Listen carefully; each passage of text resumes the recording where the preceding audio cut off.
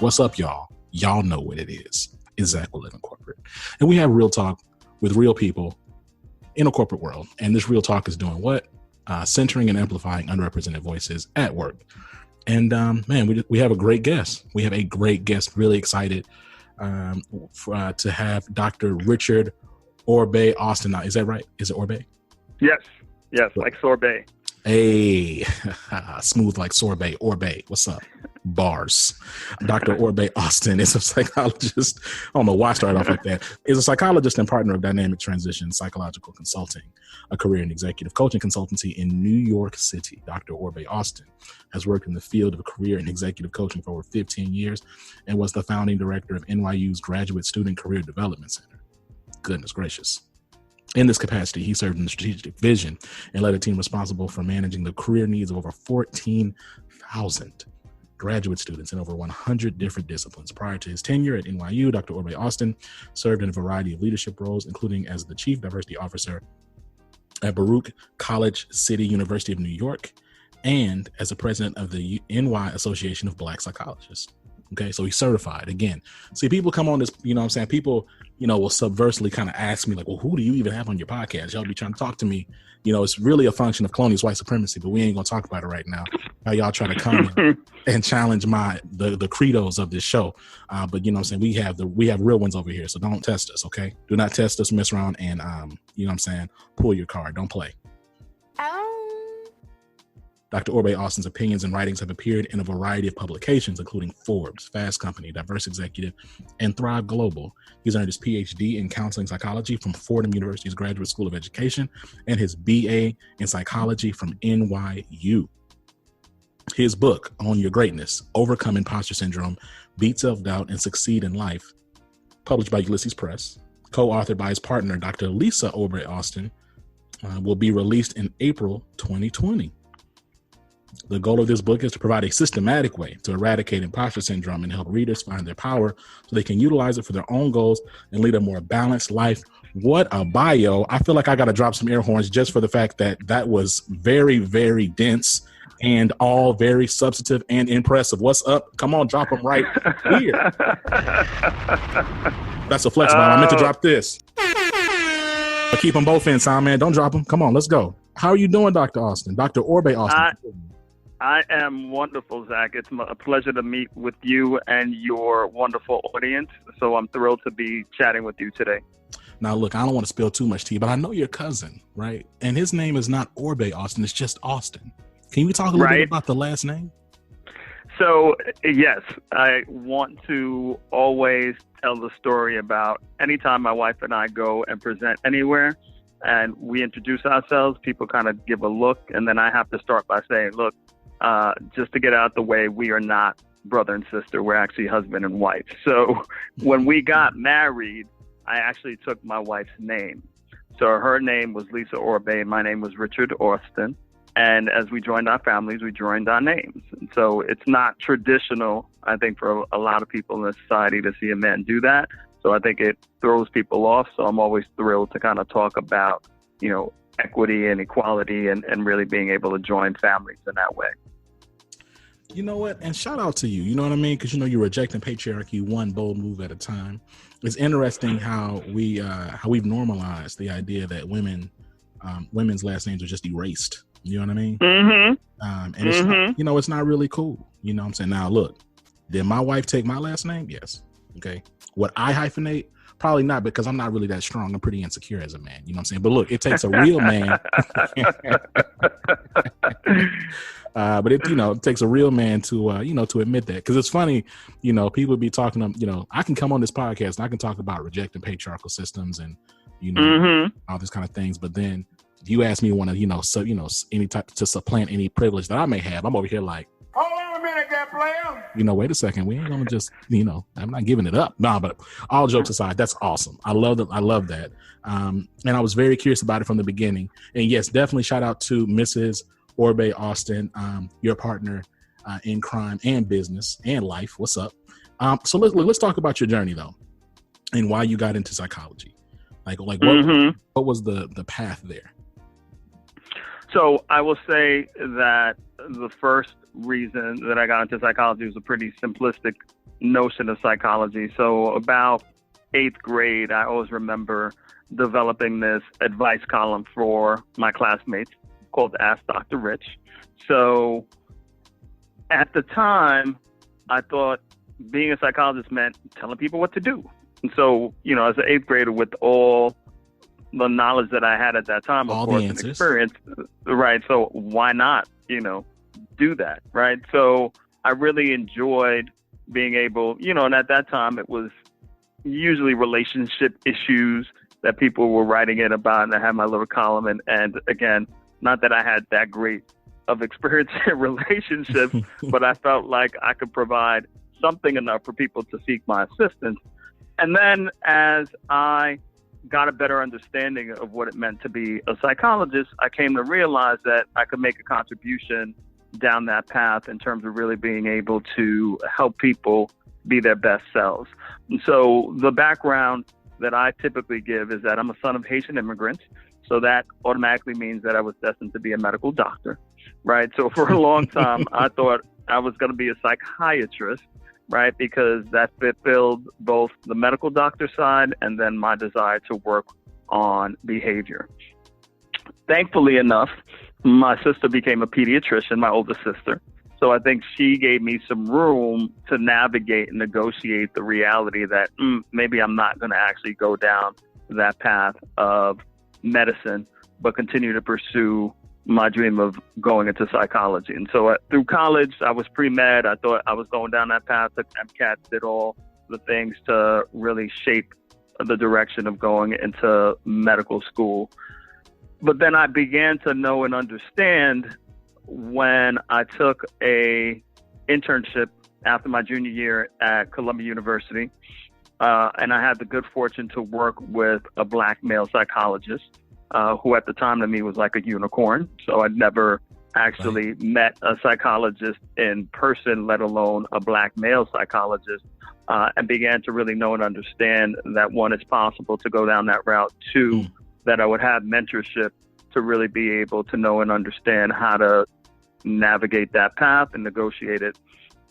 So I had to have that hard conversation one day with my parents that I was not going to pursue medicine, but I was still going to be a doctor, and it was just going to be as a psychologist. And so ultimately, that's the path I took. I pursued, my counseling psychology degree, and really along the way understood that that was the best fit for me. Can we talk a little bit about, so you talked about it, that seeing yourself represented is what then gave you the gumption to then pursue it yourself. But can we talk a little bit more about Black representation in mental health, and recognizing that that you are a child of immigrants, of Haitian immigrants, but curious about, what have you seen your presence as a Black man make with your Black and brown patients and students in perspective, or hopeful psychologists and psychiatrists? Sure. So one of the particular missions that I've always had is to really increase the representation of Black mental health practitioners, I'll say in general, in the field. So when we look at the numbers right now, they're abysmal, that less than 4% of psychologists are Black, and I'd say less than 2% of psychologists are Black males. And it's typically across the board. You see those similar numbers in psychiatry and in social work. So the people that tend to engage clinically with our folks are not the people that look like them, right? And so over 86%, for instance, of psychologists in the U.S. are white. So what I was able to know and recognize, as I said before, one, is to be able to see individuals who look like me pursuing the same profession as I wanted to pursue was very inspirational to me. But they also were able to provide me guidance and a home to talk about some of the challenges of being the only one in a lot of these spaces. So when I started my doctoral program, I was the only Black male there. I oftentimes was primarily the only male in a lot of these rooms. And so, the running joke in my program is that they would have one Black male like every 4 or 5 years. And so I would meet, I met the person who came on before me, who was the black male for that time. And subsequently, I knew I needed to join organizations and connect with professionals in the field. So I was able to be exposed to the Association of Black Psychologists very early on in my career. So I felt like I had an opportunity to engage with other folks doing this work. And then I saw it full center when I was able to do some of my training. One of the stories I always talk about when we talk about things coming full circle as a child of Haitian immigrants, I had an opportunity to do an internship at Kings County Hospital out Brooklyn, New York. And I had the opportunity to actually work with this Haitian psychiatrist who had created a special clinic for Haitian patients, Haitian American patients.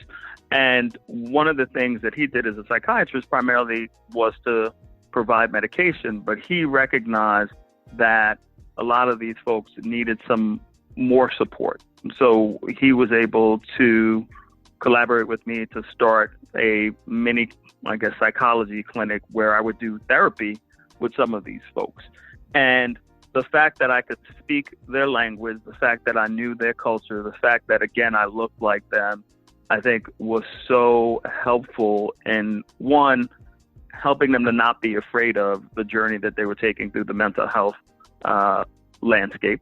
And then two, it really enabled them to feel like they were being heard, understood, respected, and seen in ways that they probably may have never felt that they had been seen before, especially as many of them had, recently immigrated to the U.S. and were trying to find their way.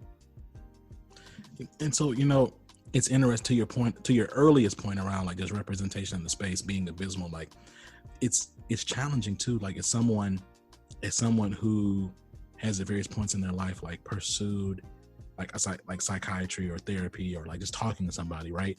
It's not only like finding somebody, but like that small pool then limits some of the flexibility that I've heard that my white counterparts have, where it's like, okay, I have a psychiatrist, but we don't really click, and so I'm gonna go and try to find somebody else, right? Like people like they'll shop around, and it's like, right.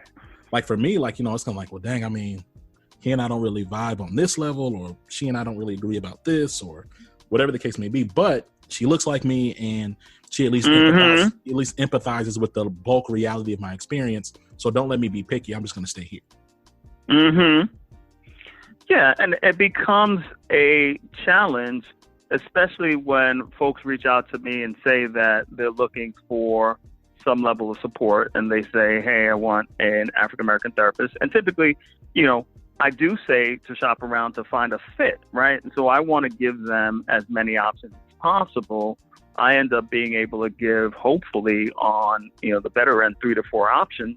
And then if they go to the first one and they feel like, okay, there's not a connection there, they may or may not actually then move forward on it, right? So I know that by the time someone gets to a point of really wanting to go to therapy, it's a major step for them to make that call, right? And so I always want to honor that effort to really make sure that they link with someone as soon as possible, and someone that they can vibe with.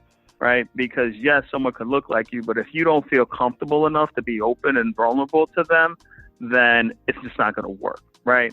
So that's the thing that I talk about, because, we can all feel like, hey, they'll look like us, but if we don't connect, whether it's a coworker or, or other person, that we're like, yeah, they're black, but, I'm not really feeling them in that way. Yeah. Right? So it is a dilemma in helping people to feel like they have options, and, it's all right to kind of go to one or two to find the best fit. So you're a black man. You are in like a very white academic space. And I'm really curious about what do microaggressions and just straight on aggressions look like for you? Right. And I'm looking at your profile picture. I would imagine, you're not catfishing anybody. How you probably look a lot like your profile picture. So you look like you present, while you present, of course, you don't present like a child. Like you don't present like a very old man, right? Like you present moderately young, right? Mm-hmm. And so I'm really curious as to like, what does it look like just being you in these spaces? And like, what do microaggressions look like? Like I said, what do actual aggressions look like? How do you navigate that? what are some maybe patterns of behavior that you see operating as who you are in these spaces? Mm-hmm. Sure. So, I'm glad that you raised my picture, right, and how young I look. I appreciate the compliment. But that was one of the big ones, right? When I started out in either doing clinical work or in teaching, for a while I used to teach at the collegiate level, and I would get always, well, you look really young to be a professor, or you look really young to be a therapist, right? And sure, on one hand, it could be about age, but I think after a while, if you still keep getting that same thing, and my white colleagues who were just as young as me were not getting that, then it made me begin to think about, well, what does that necessarily mean in terms of credibility, being authentic? How do I then recognize how to be seen for who I am? So that was one. And then the other piece of it, oftentimes that would come up is the typical, wow, you're very articulate, right? Whether it's, giving a speech to a group of faculty members, whether it's, being able to do a case presentation, a case conference. So oftentimes there would be these underlying microaggressions that were really racially and, gender-based. So if, for instance, sometimes people would say, oh, don't dress in a particular manner because, it might be intimidating to the students. Just dress down, right? Like, yes. So for me, it's like, I wear a suit to work, right? Right. And that's my style. But to be told, I'll never forget this, to be told by a supervisor, well, you may not want to do that. It might just be intimidating. And again, in that moment, I didn't necessarily feel like, oh, okay, well, this is clearly a microaggression. And that's the nature of microaggressions, right? That in the moment kind of catches you a little off guard. It's not so direct. But then when you sit and think about it for a little bit, and then you recognize that, okay, my white male colleague wears a suit and he goes in a tie every day and is a little older than me. And I'm not imagining, he was told the same thing, right? So it's managing and navigating that path. And then on the other path, some of the work that I do as a consultant, going into these different spaces, corporate spaces, or, academic institutions, and people being surprised, right? They may not necessarily see my picture. They may have a conversation with me, but then when I show up in the room, you get that sense of, oh, my name sounds a little bit generic, especially when it was Richard Austin, right? So sometimes they're not expecting me to show up as the person that I am. And so they do a little double take, right?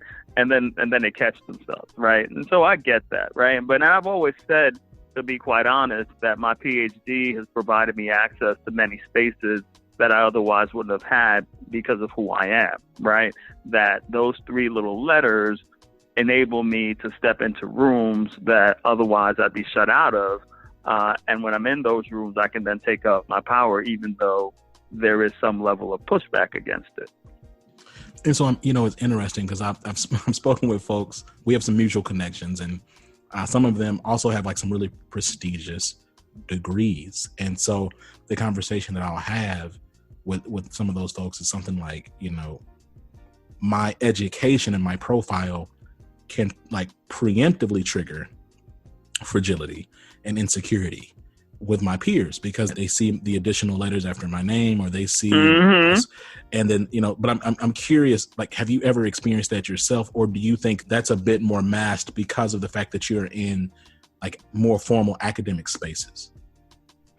Well, not always am I in these spaces, right? So for instance, one of the types of consulting I do is diversity, equity, and inclusion work.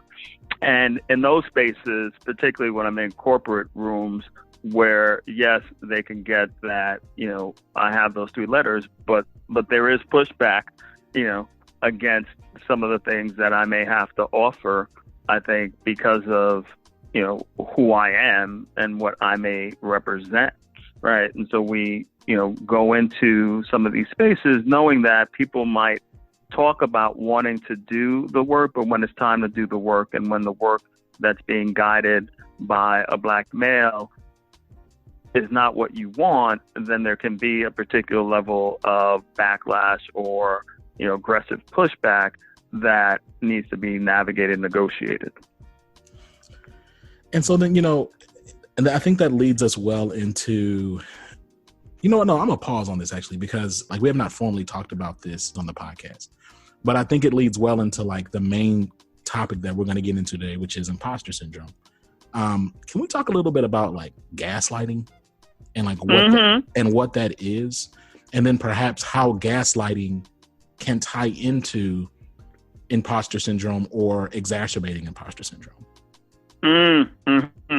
Yeah, I mean, I think that's a great segue, because when we talk about gaslighting, in essence, it's trying to convince you that what you're experiencing, seeing, listening to is not your experience, right?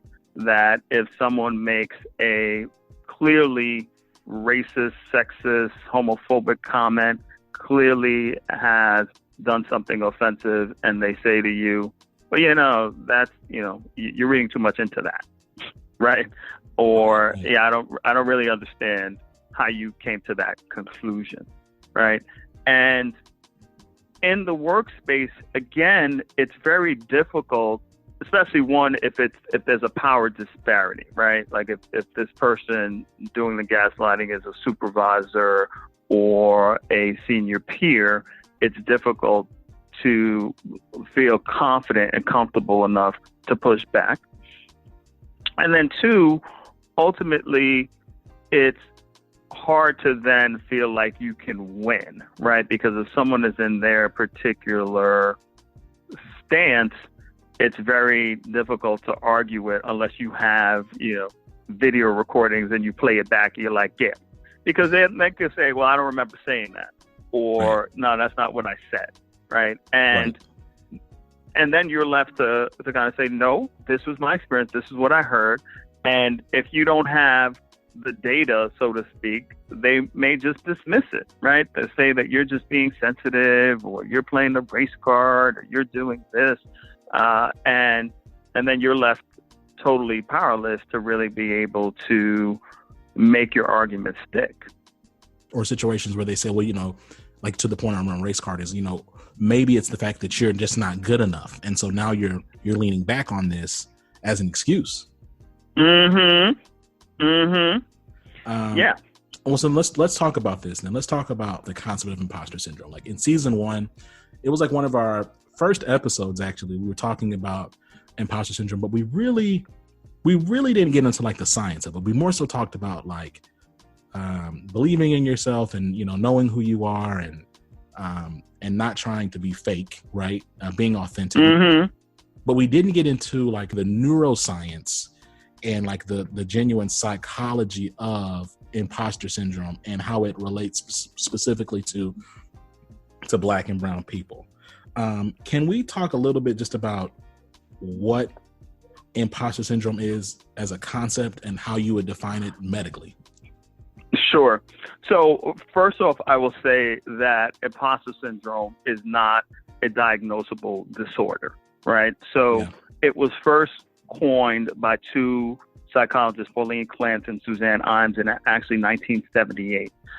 And at the time, they were studying very successful female students and faculty members at an academic institution.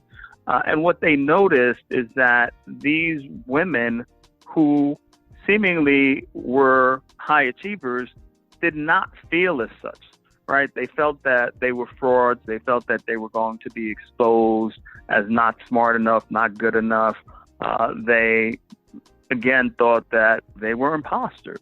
So they coined that term to really speak about this phenomenon in which people have difficulty internalizing their accomplishments, their skills, and their experiences. They're constantly in fear of being exposed as a fraud.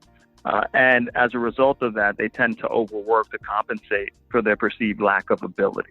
So when we talk about imposter syndrome, it's really that experience that someone may have that isn't necessarily a medical or mental health disorder, but it tends to be something that impacts people who, again, 70% of the population have talked about experiencing imposter feelings. And so it often, though, impacts people who are high achievers, because that level of success they do not attribute to their own smarts or intelligence. They attribute it to luck. They attribute it to, key relationships. And so they're constantly haunted by this feeling of being a fraud. And so then, what are some practical ways that imposter syndrome shows up at work? So when we talk about imposter syndrome in general, we can talk about the fact that a lot of what we call imposter triggering workplaces exist nowadays, wherein people are always feeling like they need to prove themselves over and over again, that they're never good enough. And when we talk about Black and brown folks especially, they have a double burden to bear. So on the external end, they're actually dealing with bias and discrimination and people and systems who are telling them that they're not good enough, that they don't belong, that somehow or another they did not earn their spot. And then they're dealing with their own internal voices that also tell them that and make them feel like, all right, well, maybe I shouldn't be here. Maybe they are right. Maybe I was lucky. Maybe they made a mistake. And it leaves you then feeling like you don't necessarily deserve more. So at work, it means you might not ask for a raise. You might not take on a key project because you fear that you will finally be exposed if you take up that key project, which could actually give you more visibility and access, but you're concerned that it will be a house of cards and you'll finally be found out. It makes you feel oftentimes stuck in trying to really look for a better position, either within or outside the organization, because again, of this notion of, well, I'm just lucky to be here. I shouldn't ask for too much. And it comes up when your boss or peers will say to you, oh, well, you made a mistake on that one thing, or, oh, that didn't go that well. Or you beat yourself up as well, because one of the key elements that goes hand in hand with imposter syndrome is perfectionism, right? Because if you feel that the only way you deserve to be anywhere is to be perfect and to overwork to strive for that perfection, then you can work yourself to the levels of burnout. And if you make any simple mistake, you will beat yourself up over it and not allow yourself to really grow, learn from it, and move forward. And so then, what are ways do you think that organizations, because you talked about organizations that exacerbate imposter syndrome, right? Mm-hmm. What do you think are some ways that organizations exacerbate imposter syndrome for everybody? And then what are ways do you believe that organizations exacerbate imposter syndrome, particularly for Black and brown folks? Sure. So I talk about some of the triggers in today's work culture. One of them is this notion of performance, right? When I talk to individuals, organizations, and ask them what their performance process is, and some of them will give me blank looks, or they'll report back that, oh, it changes and, it's constantly shifting. If people don't have an understanding of what good performance is, right? Like what are they striving to do? Then they'll feel like they're not hitting their targets, and they feel again that they have to keep proving themselves. And so on the organization's end, they may feel like, well, that's great because it's going to drive productivity, right? But ultimately, it may drive people out of the organization. It may drive people to burnout, as seen through absenteeism, as seen through different ways of not necessarily being at the level of production that people want. So the first thing I tell organizations to do is to really make sure that you have a legitimate performance process, typically not just once a year. Because again, if someone doesn't know either that she's doing well or that there's room for improvement, she's just going to keep working until burnout, right? So that's the first way that organizations can really address and reduce imposter syndrome. The other thing is, the manager is one of the key people to deliver the message for the organization. So these, management needs to be trained to know and understand how to provide appropriate feedback. So you have some managers who feel like, well, I don't give praise at all. I don't give positive feedback because people don't really deserve it. They'd have to do something great, and no one really does anything great. By me giving negative feedback, it helps them to keep moving forward and get better. And that has not proven to be the case. Research does not support that notion that the more negative feedback that you give without any positive feedback, the better people will perform. So it's helping people to really understand what constructive feedback is. Again, oftentimes people who rise to the level of a manager, were great individual contributors. So they don't know and haven't mastered the skill sets needed to be a good manager. Because to be a good manager is to really develop people, to help people grow and learn. And if you don't have that lens, you will continue to make some of the same mistakes that drive imposter syndrome and sustain it. Especially when we talked about Black and brown folk, it's helping them to feel that they actually belong, that they're not given the projects that nobody else wants, that if they're on a team, they're given some of the lower level types of projects, that you actually help them to know and understand that you deserve to be here. We respect and value your skill sets, your expertise, and your experience, and we're invested in keeping you and helping you to grow, right? So oftentimes, these notions of belonging and psychological safety that I talk about tend to be overlooked by organizations because, again, for them, it's just about their bottom line. They want to make sure that people are producing at the levels that they need them to, but don't necessarily think about the cost to those individuals. And so they end up marginalizing certain people. And when those people leave, then it's this self-fulfilling prophecy of, oh, well, yeah, they didn't belong here anyway.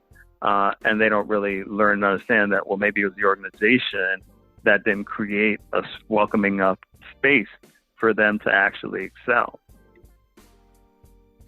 And it's interesting when you talk about like performance and like being really clear with like, what does good look like? I think it's challenging as work continues to become less transactional and like high paying jobs become more quote unquote strategic and qualitative and subjective. I think like with that comes a danger, or at least more opportunity to have ambiguity in terms of what good performance looks like. And and it gives managers space, consciously, unconsciously, maliciously or otherwise, to create hierarchies in their mind, like outside of whatever system you want to use to grade something. Because if work is super subjective, like when I think about consulting, right? Like so much of consulting has to do with relationships and like the work itself, because you're not making X amount of widgets a day.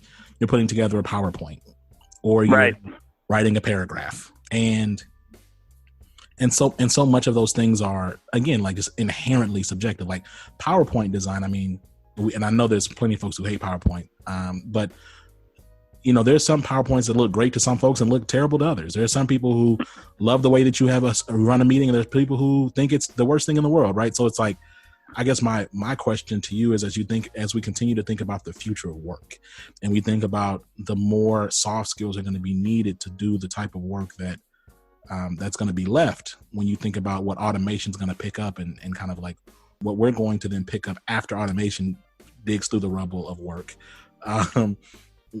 What are ways do you think that we can still create some norms, some performance standard or expectation norms that don't exacerbate or create like imposter organizations? I think it's a great question.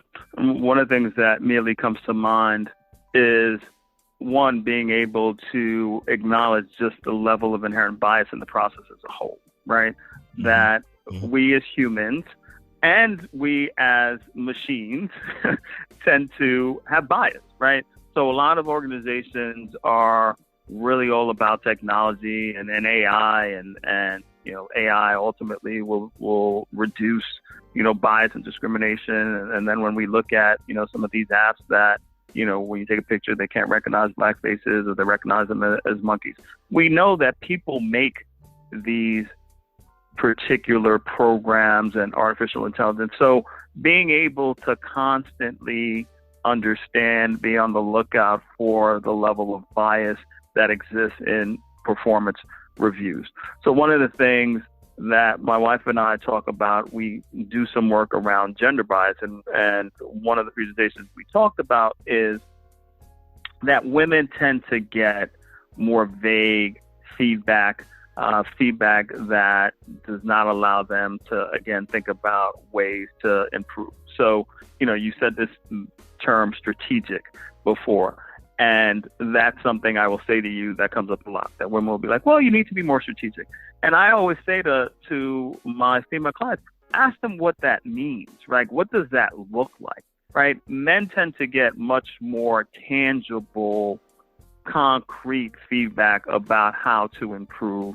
So it enables them to clearly know and understand what they're striving for, right? And, I think it's some of the same types of challenges with professionals of color, where if they get any feedback, it may not necessarily be substantial or substantive enough to help them understand how to grow. It may just be punitive. I was reading this article the other day about a hiring process where different black candidates were coming in to the process, and one of the, committee members kept asking and talking about, dress and timeliness to the black candidates, but to the white candidates that never came up.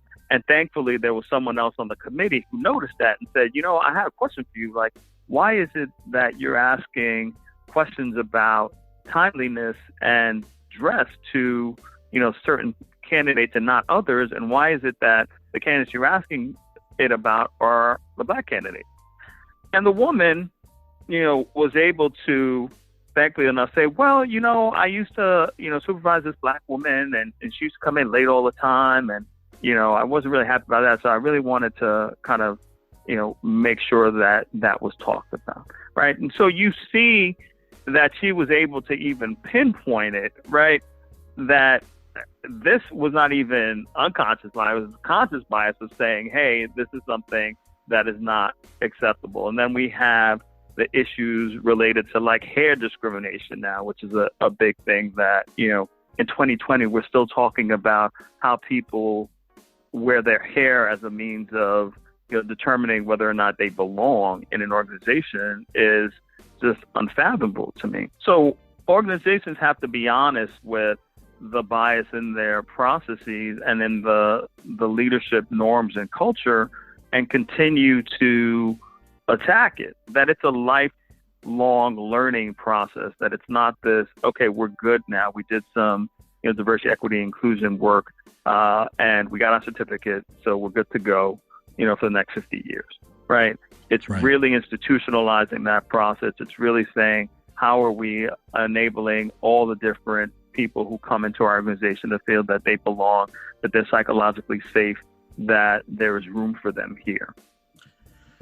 So you said a phrase, and I'm going to follow up on that. But before I get there, when you talk about, and again, I'm excited because I have a true I have someone in the space. So I want to, and I've continued to say, when it comes to diversity, equity, and inclusion work, I wish that if there was a way I could have still got the bag, Dr. Orbé-Austin, if I could have still got the bag and gotten into psychology, but I just couldn't see myself like get in the bag, not getting into that, whatever. But I really am intrigued by the why behind the things that people do, right? So when you talk about giving feedback to Black and Brown employees, to people of color, do you think there's any role that like self-preservation or fragility plays into not giving into the type of feedback that Black and Brown folks receive, and the ambiguity of the feedback, as well as like the subjectivity of the feedback, and maybe even like the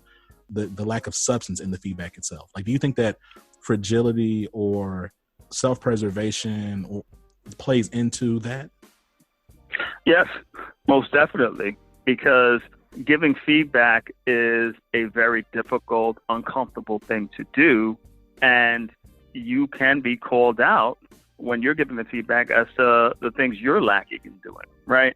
So if you are a manager who doesn't feel secure in managing, right, one, you tend to not want to give any kind of feedback until you have to in that year-end review, that one-time process. And there's some level of fear and anxiety, especially if you find Black and brown folks more threatening, that if you give them feedback that may be upsetting, that it will either come back to you in the form of them saying, hey, well, I also want to be able to give you some constructive feedback. And two, if you believe that, oh, well, they're just going to be angry, then you will refrain from doing anything until, again, you have to. And then ultimately, if you don't feel that they actually belong in the organization consciously or unconsciously, it is a way for you to facilitate an exit, right? So, I had another opportunity with an organization to talk about some of their challenges within their retention process. And one of the things that they raised was the reality that when they looked at the individuals who were on PIPs, they were consistently Black employees. And the HR person, thankfully said to the managers, well, why is that? Like, I noticed this, and well, what does this mean? Right? And, it's the same way I used to talk about in schools that Black males were suspended and expelled at higher rates than their white counterparts, even though they may have the same levels and types of infractions, right? That some of the danger, due to the fragility is, okay, Black and brown bodies are threatening to me, so therefore I have to find ways to protect myself and to punish them, either in the professional space or the academic space.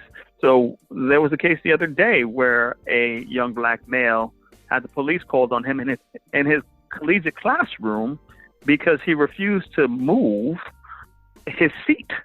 And his white male professor decided that the way he was going to negotiate it was through punishment and to call the police to remove the young man rather than one, recognizing that, the reason he didn't want to move his seat is that he had already come in, he had, sat down, but the professor was trying to tell him he needed to come to the front, right? And Right. Again, like, would he have done that with with the white student? Probably not. Well, and it's interesting too. I think that also speaks to like just the bizarre ways that like punishment for Black and brown bodies like escalates so fast. It's like, wait, I went from not talking to anybody, there not being any issue, to now I'm talking to like someone with serious, with a huge difference in power than I have. Where did this come? Like, why? How did we get here so fast? Mm-hmm. Yeah. I mean, it escalates. And I will say to you, when we talk about this issue of microaggressions or straight up aggression, I remember one of the first jobs I had, while I was in graduate school, was working in this college office. And again, only Black male, primarily white women working in the space. It was a job to actually help, primarily Black and Latino students who had gotten kicked out of a four-year college. This was a community college, helping them to get back academically to a space to be able to return. So it was an advising position. I was focused on doing the work relative to helping these students. So I come in, go to my office, close my door, see my students, and go. And that was not acceptable to my white female supervisor.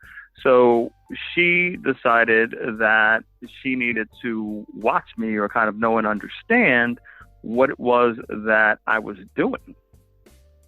And chance would have it, that this is where I actually met my wife, the other Dr. Orbé-Austin. She came on board, and when she came on board, this woman said to her, well, can you watch, in essence, can you watch him? Like, because you're another person of color, can you watch him and see, like, what he's up to? Now, mind you, this woman and her other colleagues, all her other direct reports who were white women, will go out to these long lunches, go to Lomas, go shopping, do all these other things. I was in, my office seeing these students, but I was the one who was suspect. And it got to a turning point where, again, I was able to connect with my wife, Lily, and she told me, yeah, I was sent to kind of survey you, right? And it's unbelievable, right? At that stage in my life and my career, that, that level of microaggression is like, okay, he's doing his work, but I can't see him because doors closed. My door's closed, so I'm talking to students and I'm dealing with them in that way, right? So that, are some of the hidden ways, because had my wife and I not connected and she then was like, oh yeah, I'm going to watch him and report back, then it would just be, oh, he's lazy, he's not doing his job. I don't know what he's really doing. He says he's doing this, but I don't see that. Right. And so, when we talk about this issue of privilege, I often talk about the fact that white privilege means that you're given the benefit of the doubt relative to competence, relative to innocence, and you just have a higher trust point, right? That people will tend to believe you and give you the benefit of the doubt, even if you're not doing anything right. And so that's the heavier burden that we carry. And it's not, it's not playing the race card. It's not an excuse. It's the reality. It's what the data shows. It's what time and again the numbers show from a wide variety of vantage points. It's interesting when your point around being at work and like you're a credentialed professional, right? You're doing your job, and yet there are these informal hierarchies, right? That are forming around you. And, I've experienced that myself, right? Like I've been in situations where, I have people who are supposed to be junior to me or at peer level to me. But again, cause people are typically not as slick as they think they are, right? Like most, right. And the reality is Black and brown people have to be, extraordinarily vigilant and just paying attention, which we're going to get into psychological safety in a minute. But it's just interesting because I've been in those situations more than a few times where, I'll be on paper supposed to be this title, but then there's these folks around and I'm noticing they're kind of checking on me, or they're asking a bunch of questions, or they feel empowered to try to coach me or tell me what I'm not doing or ask me what I'm doing, or, or say, well, I talked to so-and-so and we think you should be doing. It's like, well, who is we? You're not my boss. Like, right. Right. Okay. So again, a lot of what we're talking about and what I'm hearing, frankly, I'm getting stressed, just like rethinking about those things and hearing you describe your experience. What are ways that leaders can create higher degrees of psychological safety so that employees, particularly Black and brown ones, can work more effectively? So one of the things that I talk about, and this comes up a good deal when I do some of the DEI work, is psychological safety at the end of the day is telling someone, or someone having the feeling that they can show up at work and be their true selves without fear or negative consequence, right? That they can really talk about their experiences, kind of share their beliefs, not be silenced. And a culture has to be developed in order for someone to feel that, right? And what that means on the leadership end is being able to really allow room for differing viewpoints. One, not punishing people if they don't necessarily agree with what the leaders agree with. Two, really actually listening to people instead of just waiting to talk next as someone else is talking, and being able to understand and have a certain level of empathy for someone else's experience. being able to be vulnerable yourself as a leader and sharing some of the things that you may be experiencing to let people know that, okay, you're not just superhuman or perfect, that you do make mistakes. Take accountability when you do make mistakes as well, to again demonstrate that it's all right for you to not have everything in order, but that it's really adopting a growth mindset of saying that we're here to do good work. At the same time, we still are striving to learn and grow in those ways, right? So creating these spaces to be able to have people have voice is one of the easiest ways for, honestly, organizations to develop in psychological safety, right? So it's having access to the leadership.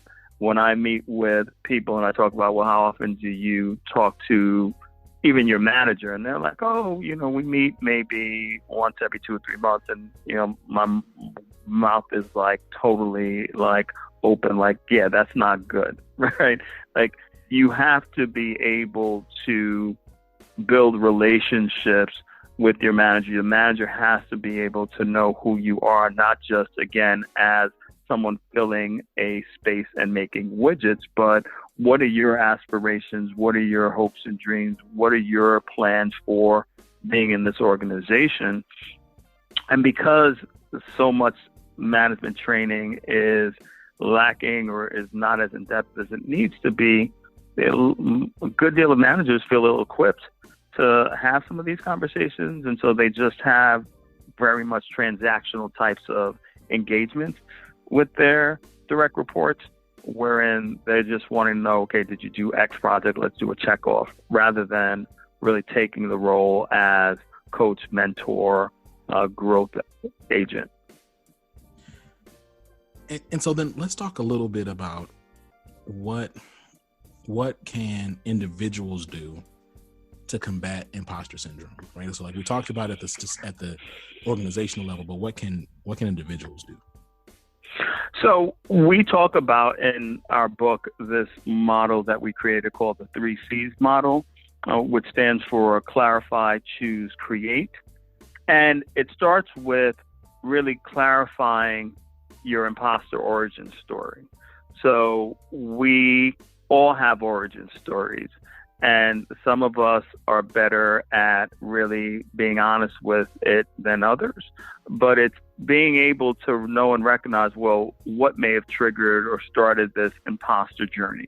That oftentimes it might be because you were labeled in your family early on as, either the super smart one who makes no mistakes, and so you feel like you just have to be perfect, and if you make a mistake, then that means you're an imposter. Or on the other hand, you were labeled as, the social one, and another sibling or family member was labeled as the smart one, right? So you then didn't feel like, oh, there's room for me to be smart and social. So recognizing that the origins, not to again blame anyone, but to know and understand where that comes from. And then the other part of clarify is to know what your triggers are. So for a lot of people with imposter syndrome, new experiences are a trigger point. So a new job, new project, meeting new people may help them begin to feel increasingly anxious about being found out. That, oh, this is going to be the job where if I falls apart, this is going to be the project where I'm exposed to the fraud. This person is going to see right through me. So knowing and understanding that, and then really being able to get support for that. So the last part of clarify is to change your narrative, right? Like we all have a particular story that we tell ourselves, and people with imposter syndrome typically have a very negative narrative about who they are and what they've accomplished and how they've accomplished it. So being able to honestly look at and own your accomplishments, really being able to say, I really earned that because of my effort and, some of the actual skill that I have. And then we go to choose, where it's speaking your truth. So the reason oftentimes imposter syndrome tends to be sustained is because people suffer in silence, right? Like they feel that they're ashamed to even raise it, right? Like if you're a senior VP, everyone around you looks like, all your family members feel like, oh, you've made it. then you might be afraid to say, well, I'm actually not happy and I actually feel like, I'm an imposter. So there's this fear that people will ridicule you for doing that. But being able to say it out loud can be freeing to begin the process of healing that. And part of healing it is changing not only the narrative, but some of these automatic negative thoughts that you might have about what people think about you, how you label yourself, and how you unfairly compare yourself to others. So being able to create what we call a positive tape instead of, these immediate, when something goes wrong, the automatic negative thought is, oh, I'm a failure, or here we go again, I'm an imposter. And then in the midst of all this, it's really taking care of yourself, really being able to make self-care a key priority for yourself in choosing. And then finally, last piece of the puzzle is trying on and creating. When we talk about create, it's experimenting with new roles. So a lot of people with imposter syndrome tend to be the helpers, the go-to person in their, friend, family network. So they don't have the room to ask for support or assistance or feel ashamed to do it. So actually taking on the role of asking for help and feeling like it doesn't expose you to being weak or not being able to do things. Making sure you build your dream team of support, getting a coach, getting a mentor, getting people who will support you in your imposter syndrome, defeating journey. And then finally, understanding that imposter syndrome can be triggered at any point in your life. So when we talk about defeating imposter syndrome, we don't talk about it as an end-all and be-all cure. We talk about it as decreasing the frequency and intensity of those feelings, and that when they do occur again, understanding and identifying the conditions for your optimal performance, right? Which is the self-care, which is the dream team, which is changing your narrative. Man, Dr. Orbé-Austin, this is incredible. I want to make sure I give you space to plug your book, to talk about where people can learn more about you, where they can find you, all of that. Sure. So again, I appreciate this opportunity. It's been a pleasure to chat with you. People want to know more about the work that I do. They can go to my website, dynamictransitionsllp.com. So my wife and I, our consultancy is called Dynamic Transitions Psychological Consulting, LLP. So you can go online and it will have information about the work that we do. It will have information about the book. Again, the name of the book is Own Your Greatness, Overcome Imposter Syndrome, Beat Self-Doubt, and Succeed in Life.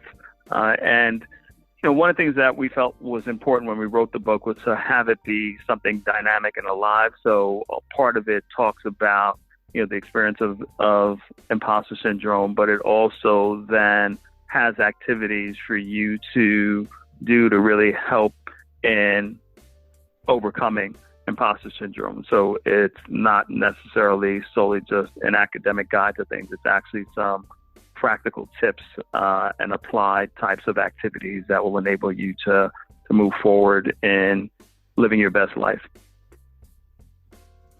I love it, man.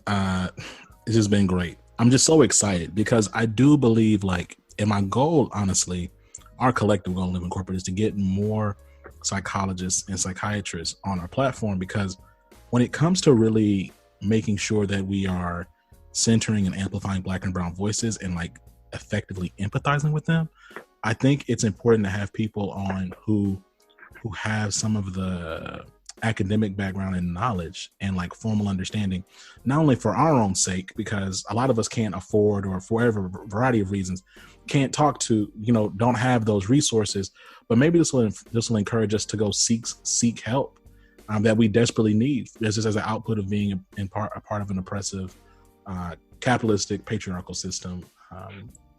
But I also think it's important that we have folks like you on, because for the folks who are not Black and brown who listen to our platform.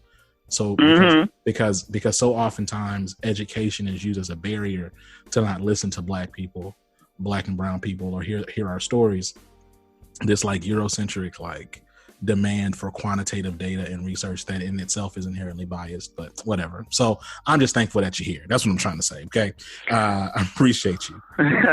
Well, I appreciate you creating this platform because, when I heard about it, it was so excited to kind of engage with you because, as I've talked about many times, a lot of our folks, particularly in these corporate spaces, are suffering in silence and may feel like they're the only ones having some of these struggles. And I think you present a space for them to not feel that they need to go through it alone. And you provide a certain level of hope and strategies for them to really be able to free themselves from some of the things that may be more corrosive to their quality of life, and really being able to help them believe they can live their best lives. Man, I mean, that's claps for both of us. You know what I mean? We both celebrating right now. All right, y'all. Look, this has been Living Corporate. Okay. Really glad that y'all are here to stop by. You heard Dr. Orbé-Austin, all of the information. Make sure you check it out in the show notes. Make sure you check us out at living-corporate. Please say the .com. You want to check us on the social media? We all over the place. Just Google Living Corporate, will pop up. Until next time, y'all. Peace.